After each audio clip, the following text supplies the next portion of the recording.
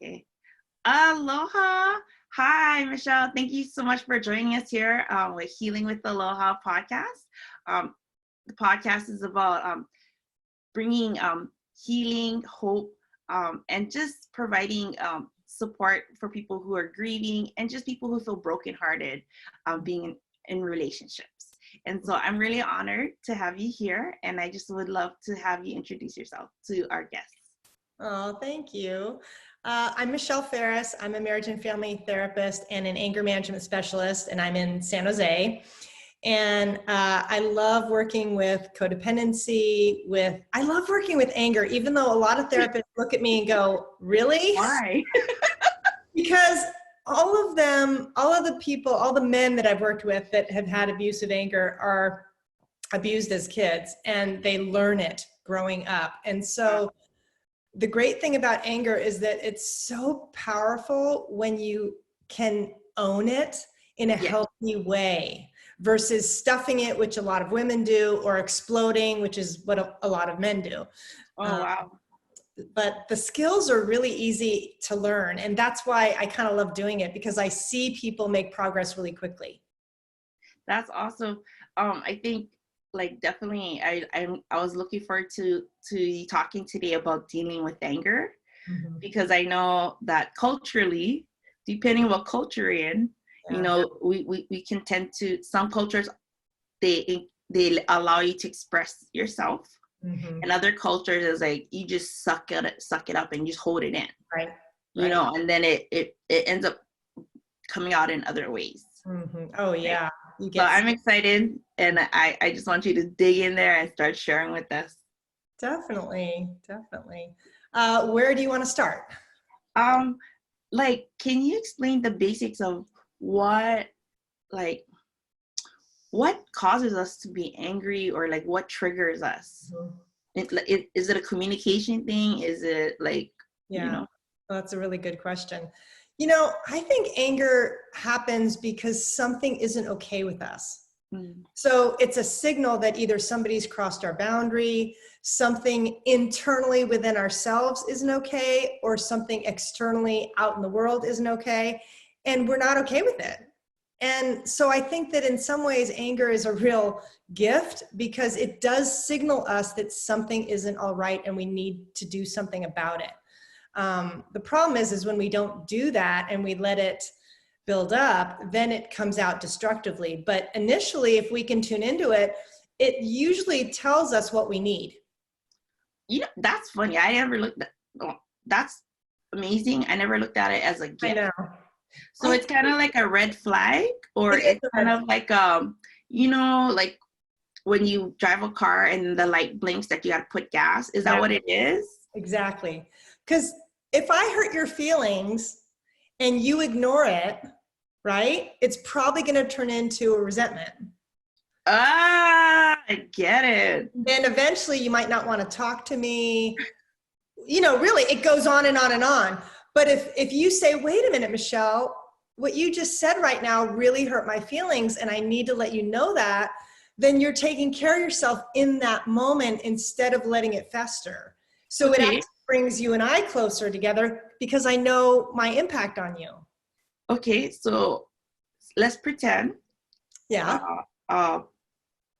You're in a relationship. I'll give you a real one. Okay. A parent to child.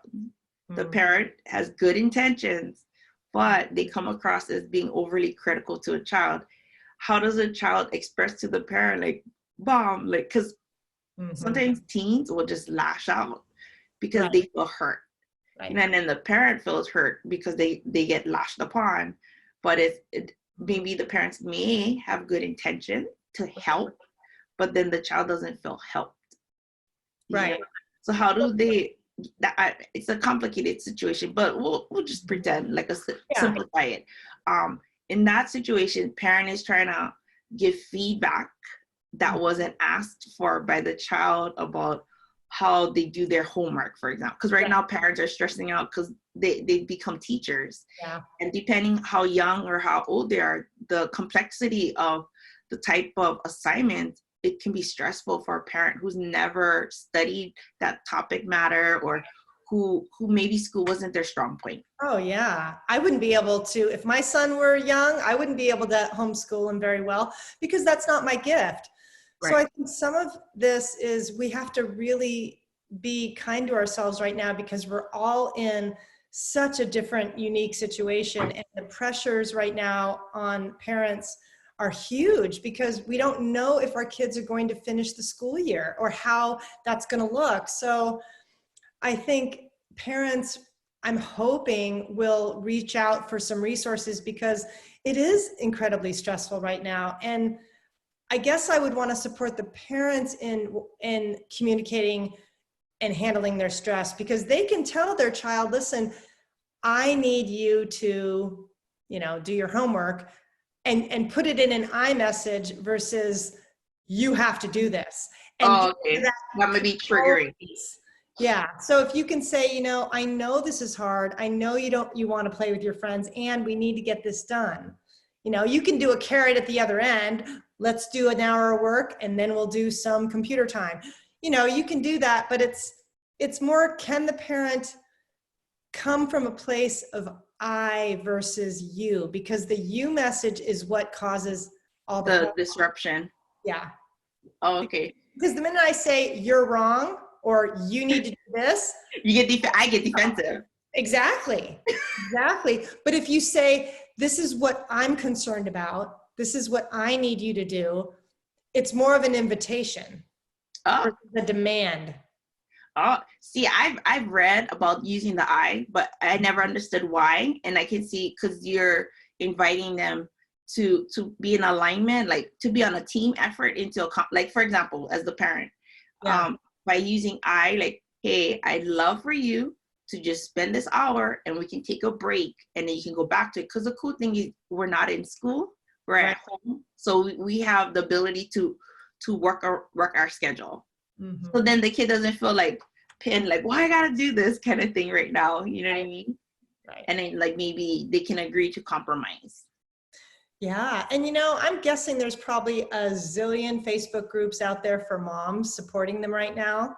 So I would definitely recommend getting as much support as you possibly can because there's so many moms out there that are struggling with the same thing. Yeah.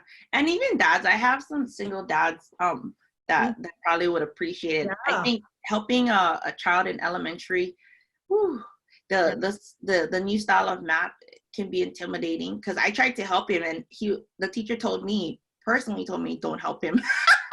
Yeah. Because they wanted the kids to comprehend it. I'm like, no, but Yeah. And then when you get into like middle school, so far right now it's okay, but high school, depending on what kind of essays or whatnot, then it becomes an issue. But you're right, there is a lot of resources. Do you have any suggestions as far as what to look like in the search bar for these parents that may need assistance? You could search homeschooling. Yeah. Okay. Homeschooling. Just any mom parenting groups, they're all going to be talking about it. I know one that's really cool. It's called Boss Mom. Ooh, I never heard of that one. It's for entrepreneurial women. Okay. And they're talking a lot because they have online businesses and they're talking about parenting and how to do both. So that's a really cool group. Okay. I have a friend. I'm going to be interviewing her, I think this week, Mamas. So it starts with Mamas, and it's about education because she's been an educator at home, from home since 1999. And so she wrote a book because of her relationship with her daughter was difficult. Mm-hmm. And then recently she learned the 5 languages of love, and the importance of understanding everybody's love language. Yes. Each child is different. You can't approach them the same way. Exactly. And so her and her daughter, now that they understand what their love language is, they've compromised a lot and their relationship has gotten better. Oh, that's great. That's really cool. Should we name the 5 love languages just for people who don't know? Do you know it? Yeah. Okay, yeah. Acts of service, people who do things for you, quality time, love and affection, physical affection, and let's see, words of encouragement. These are the people who need, I love you, you're doing such a great job. And then the last one is gift giving. These are the people that go bananas at Christmas and birthdays. My son. Yeah. Can you give an example? Because I know like we're trying to do with anger and like how to approach people. Because some people they get triggered, you know. So in each love language, can you give an example of how you can approach it so that you can limit the person getting defensive? You know what I mean? In communicating. Okay, let's pretend that you're trying to communicate to your spouse. Yeah. To help with the chores. Yeah. Can you give it a simple example from if the person's love language was the first one, like affirmation? What would be a suggestion? So, I know it's tricky. I know I can address the defensiveness. It'll be interesting. Now, you want me to address it for each love language? If you know, or whichever one, give me an example of one. So for defensiveness, one thing that I always recommend, and I think it'll actually go across any love language, is find the grain of truth in what somebody's telling you. So when I get defensive, it's because somebody's saying something that I'm reacting to, right? Yes. Now, the reason I'm reacting is probably because there's a small grain of truth in that I don't like. So one way to not get defensive, one is to breathe, absolutely take a breath, like, okay, I don't have to react immediately. And then can I tell my partner, you know what, you have a point. I do tend to run late, or I'm not really good at that. So I'm validating the one part of what they're saying that's true while not going to the other 5, 6 different parts that I disagree with, because that's what's going to make the argument escalate. Oh, okay. Yes, I can see that. So you're just finding one thing to relate to. Okay. And sometimes, that means we have to calm down enough to be able to do that. Yeah, because sometimes people will approach you. Yeah. But they're not loving in their approach. They come across very angry. Because maybe they didn't express their initial hurt. Right. Like, say if we had a conversation, like you said, I speak to you in a disrespectful manner, but you don't say, hey, don't talk to me like that. That I felt very disrespected. I felt hurt by, what you just said. And then it becomes resentment, and then it festers. Yes. But you're right on the right track when you said, I feel hurt, I feel disrespected. I would lead with that versus the don't talk to me like that. Okay. The don't talk to me like that is what do you mean? I'm not talking to you like that. And then they want to get defensive and defend themselves. So when someone feels angry, do you feel like the people you work with, do you think they feel disrespected ultimately? Yes. I think that's okay. Trigger. So can you explain to me, see, my grandfather, he was married for 54 years to grandma. And then I remember, and my grandpa is opposite of my grandma. He's a man of few words. And I remember asking, because I love my grandpa. I said, Papa, what does it take to have a great marriage? And he sat there, he thought about it, and he looked at me, he goes, respect. Yeah. And that's pretty much how he was with his wife and with us. So what can you share about respect that you've learned when it comes to anger, and like how do we engage with people without being disrespectful? Because we just fight anger with anger. Right. And right now we're all going through trauma. Not all, but many. Well, self-care right now has never been more important. That is so key. And honestly, a lot of times there's a huge connection between a lack of self-care and anger management. Oh, really? Oh, yes. Like a lot of the men I see, they'll come to me because their relationship is on the rocks, the partner's threatening to leave, or they're getting in trouble at work because of their anger. And the first thing I ask them is, how are you dealing with stress? And they say, well, I'm not. So they're not getting a lot of sleep. They're not stopping and checking in emotionally to see how they're feeling. They're not exercising. They're not eating well. Those things play a huge role in how we're going to react, because if you're on empty, yeah, you're going to react a lot more than if your plate is full and you feel like you're nourishing yourself and you're in a centered place. So you have to look at your basic needs. Absolutely. Are you getting your basic needs, like food? Yeah. Right there. Are you drinking enough water? Are you eating your meals? How come? Like, what do you have to change in your schedule to get your basic needs? You got to fuel up. Right. You know, because then anything outside of just that is just stress. Yeah. Yeah. You always start with the physical needs first, and then emotional, and then spiritual. Well, emotional and spiritual can be on the same plane. It just depends. Right. Right. Wow, that's interesting. I never thought of that. Yeah. When I'm hungry, don't talk to me. That's right. It's called hangry. You're hangry. I've been there.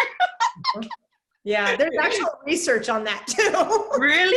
Oh, yes. Oh, yes. On hangry? Yeah. Wow. Yeah. Oh, you know what? I'm gonna have to bring you back on because I have a lot of foodies. I have a lot of foodies in my group. Okay. They'll want to know because see, we thought we were like, I'm hangry, but now you're like saying there's a real research on it. Oh yeah. We're gonna talk about it. Okay. Oh, so what was the other thing that we wanted to talk about when it came to anger? I know you wanted me to give some resources for what's happening right now, because I know the domestic violence is a real concern for people. Okay. Yes. In shelter in place. And I really appreciate you wanting to bring that up. So I found a couple of websites. One is called futurewithoutviolence.org. Okay. And if you put in COVID-19 in the search, it has a lot of resources. Wow. It has the hotline to call. It has plans, self-care.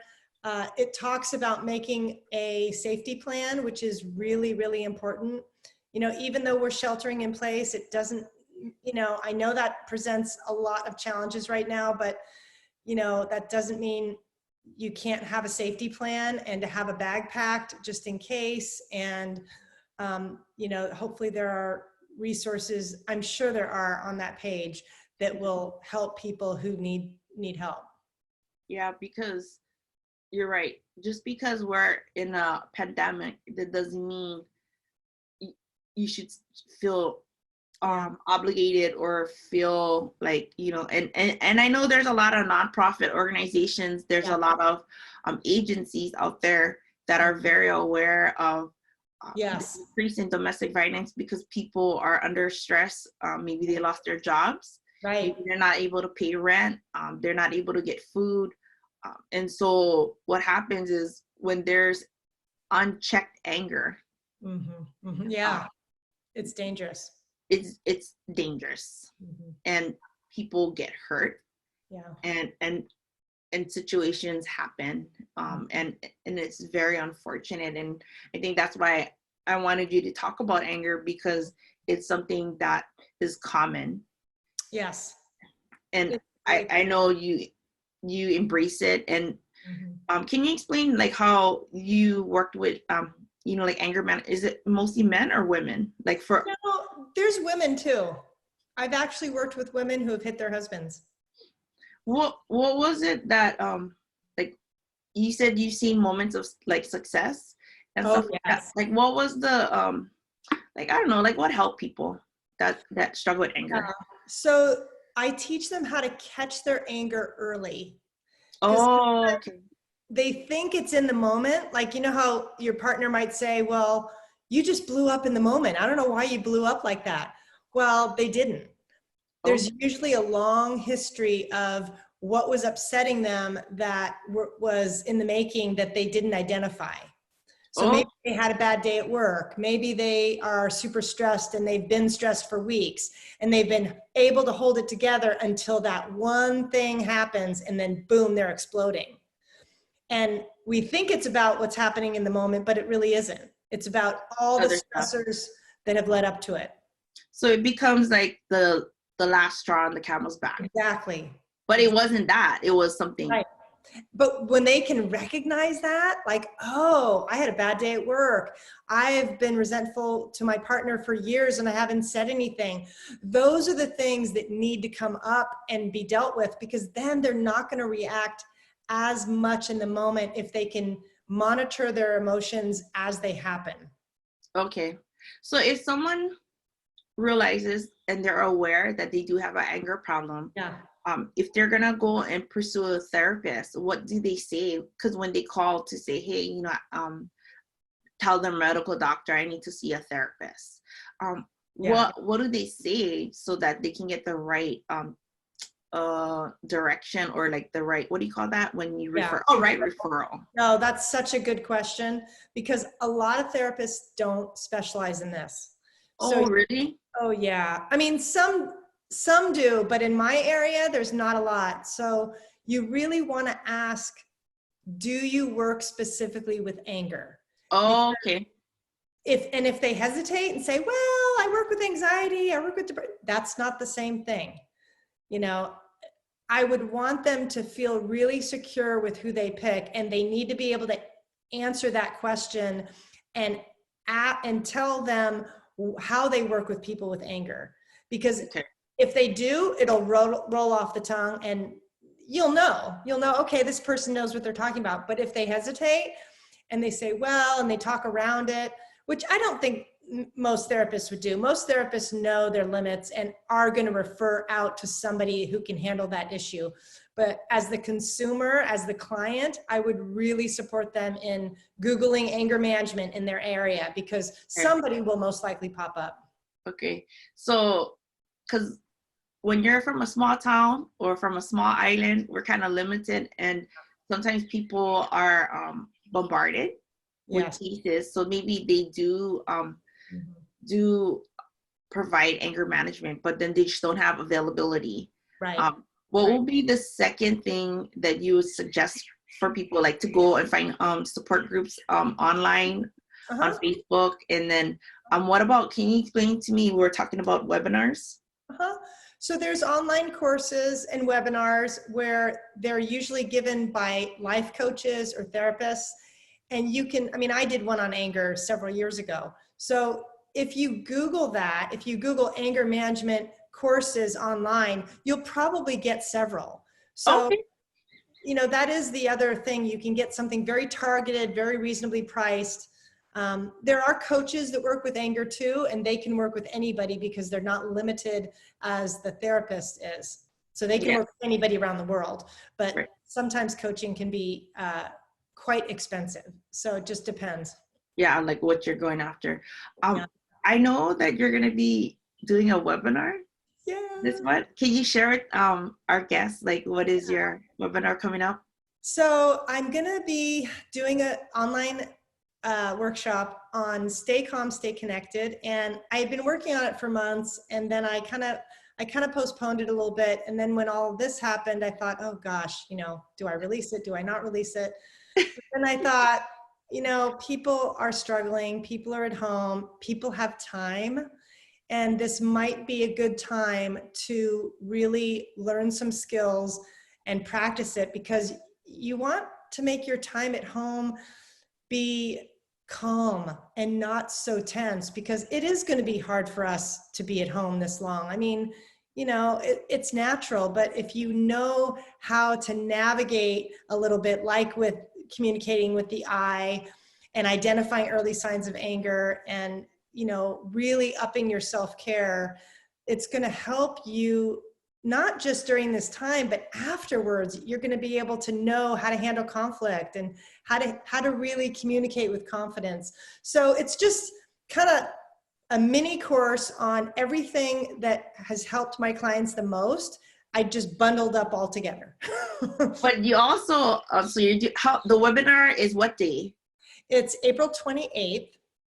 And then I also I did an ebook that goes along pretty much with it. It has a little bit more detail just because I couldn't stop. I wanted to keep going. So what is the ebook called?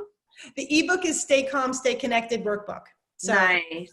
And then there's a resentment journal to walk you through how to deal with the resentment, because that can be really helpful too. You know, honestly, I've come a long way. I'm actually a domestic violence survivor and an advocate. So I think I'm gonna join the webinar because I need to learn, because I don't naturally go I when I talk. I don't say I feel like this. I'm like, you made me feel this way. Well, and that's the thing, is we all do that, right? You made me feel this way. That is such a common statement, but we don't realize that that actually makes us more upset, and then it causes the other person to feel attacked, so they get more upset. Yeah, then it just escalates. Exactly. But so I need to attend the webinar just to learn to have better communication. I mean, being a mom, woo, I've learned what motivates my child and what doesn't, you know, my approach. Yeah. I know how to fail more as a parent than, you know, to be successful. And so he's 13, so I've come a long way. I count my victories. But that's what makes you a successful parent, because you're willing to learn and you're willing to own your mistakes, because we're all going to make mistakes.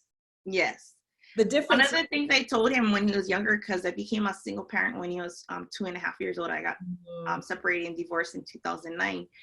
I remember this one day I was disciplining him and he was crying, and he was like preschool, really young. And I looked at him, and then I teared up and I said, you know what? Even if I'm angry with you, I still love you. Yeah. Yeah. You understand that? Yes. When I'm angry at you, I still love you. And then that like kind of like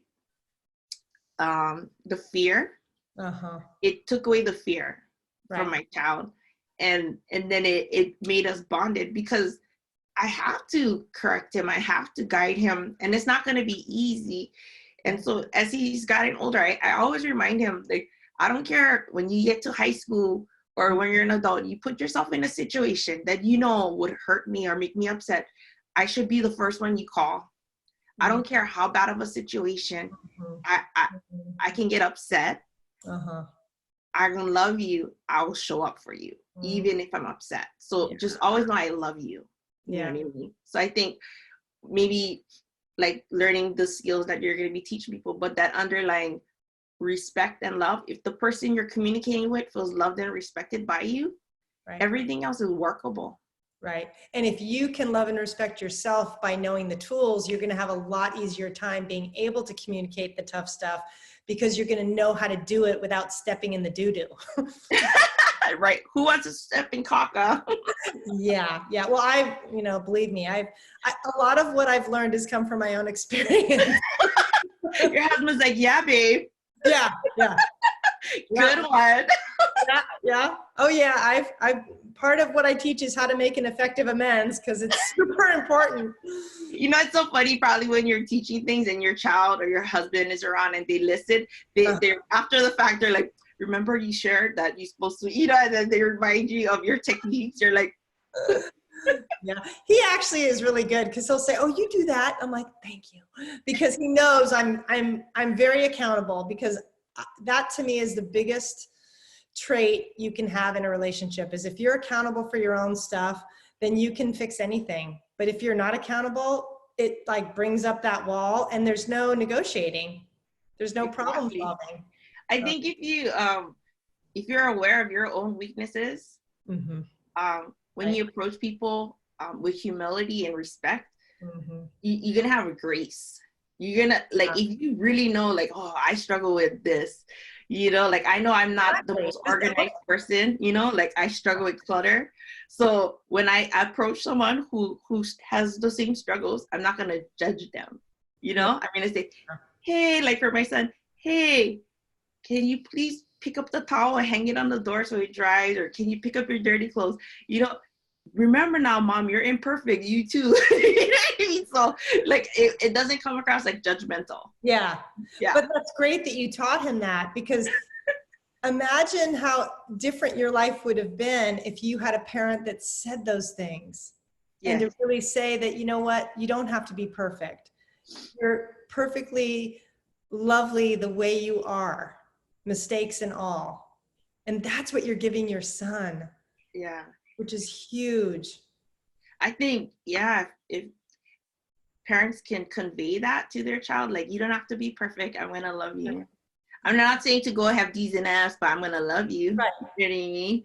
I think if you preempt, then, you know, and just because, and like what you're teaching people is just because the communication style between your parent and you growing up was this way, that doesn't mean it's going to be effective with you raising your child. Right. Yeah. And that's pretty much what you're undoing. Like, yes. Well, that's why it's so hard, because we're undoing what we've learned for 18 years. Or more. Because you're teaching people, what, 30s and 40s? Exactly. Here, I'm going to teach you a new way. What? Yeah. It starts with us, though. Yes. Yeah. Well, thank you so much for your time. Can you tell us what website that we can find you at, and where are you on social media? So my website is counselingrecovery.com. I have a lot of free resources on there, including a free email course on anger and a resource library with a lot of my cheat sheets and videos. And then social media is Counseling Recovery as well. I have a Facebook page, and that's probably where I'm the most active, and then Pinterest. Oh, you're on Pinterest. Oh, okay. Oh yeah, I love Pinterest. I'm on Pinterest, so I'll definitely follow you. That's fun. And then whatever you share on Facebook, do you share it also on Pinterest? Yes, I do. Okay. Yeah, I treat Pinterest like I play football. Oh yeah, yeah. Pin. I know, it's like a Google search. Well, they say it's a search engine. It's great. You can. Yeah, it's a great search engine, and I love mental health. Like I love, you know, and so whoever is following me, then I can, you know, tap into your stuff and share. I know. I got to follow you too. Yeah, it's my Pinterest is called Healing with Aloha. Ah, okay, cool. It's new. I just started it for my podcast, and so it's touching upon the things that you're sharing. Yeah. Yeah, so it'll be great. Well, thank you so much for your time with Healing with Aloha podcast. We're gonna end our meeting here, and I'm gonna contact you after this and to get more information. Guys, I'm gonna be putting the information on Facebook, and we're probably gonna have this available on YouTube, because right now not everybody's on social media. I have people I know that they don't want to be on social media because it's causing so much anxiety for them because of the politics and the news that's popping up and stuff like that. So we're going to have it accessible in like different platforms. Oh, great. Thank you so much. It was so lovely to be here. You're welcome. Big hugs, virtual hugs. Okay, talk to you soon. Aloha. Okay. Bye. Bye.